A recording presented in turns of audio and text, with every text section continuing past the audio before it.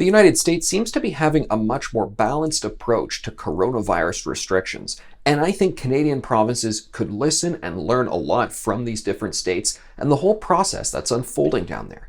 Here's some examples of restrictions that were eased just in the past few days. So in California, they just ended their stay-at-home order early, and they're allowing things like outdoor patio dining that was banned to resume. In Massachusetts, they're easing a whole bunch of restrictions, letting businesses stay open later, changing capacity limits, and so forth. In Illinois, right by Canada, they are easing restrictions, allowing indoor dining in places like Chicago. Medical officers saying, well, we're looking at the situation, and yes, we believe that we can allow these things to continue. Now, there's a whole lot of different factors, variables, and dynamics at play here, but one thing that should be noted is that Canadian provinces, by and large, actually are doing much better on cases per capita, deaths per capita than any of these US states. It's kind of interesting that we are the most locked down jurisdictions, but also the ones that have the lightest caseload. Now, some folks would like to argue, well, there's the reason, Furey, why we need to keep Ontario and Alberta and Quebec and so forth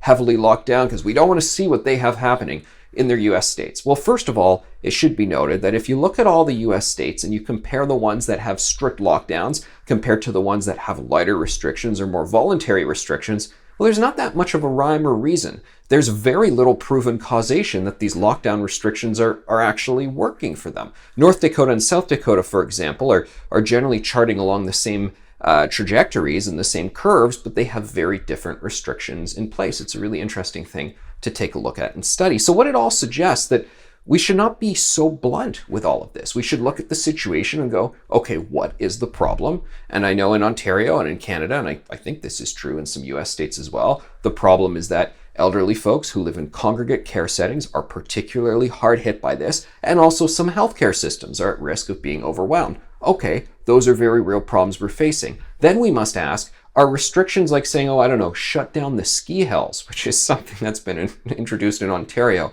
I know it's bonkers. It's the only jurisdiction in North America that has it. You go, is shutting down the ski hills something that has really any serious, credible relationship to these sorts of things, to dealing with folks who are getting COVID-19 in long-term care facilities? And if they don't, well, then just don't bring these restrictions in.